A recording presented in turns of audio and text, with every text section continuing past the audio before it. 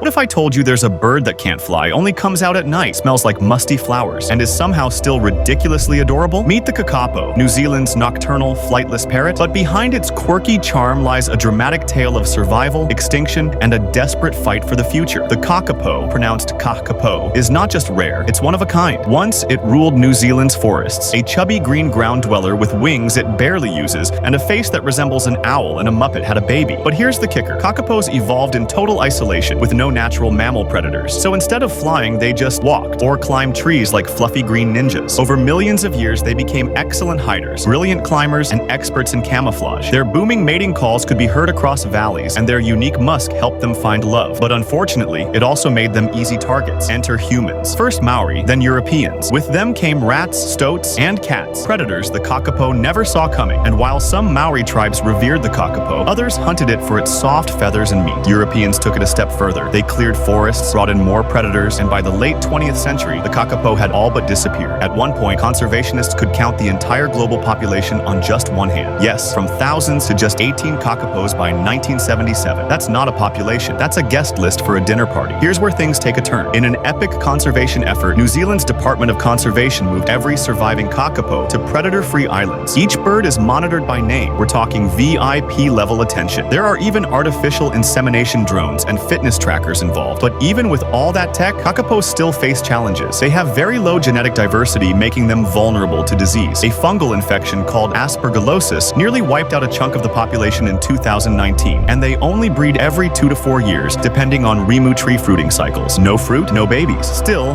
thanks to science and sheer determination, there are now over 250 Kakapos alive today. That's progress, but it's still fragile. The Kakapo story is more than a conservation win. It's a mirror showing how human expansion, even when unintentional, can drive species to the brink. But it's also a sign of hope, because when we choose to care, to fund research, change policies, and protect habitats, species bounce back. And the Kakapo? It reminds us that nature doesn't always have to be fierce or fast to be worth saving. Sometimes it's the awkward, fluffy, night-loving birds that need us most. So what can you do? Support organizations like Kakapo Recovery, spread the word, protect wild spaces, and most importantly, never underestimate the power of a well-timed boom from a green parrot to shake people into action. Got thoughts on the Kakapo? Ever heard of it before this video? Drop your reactions and questions in the comments. We read everyone.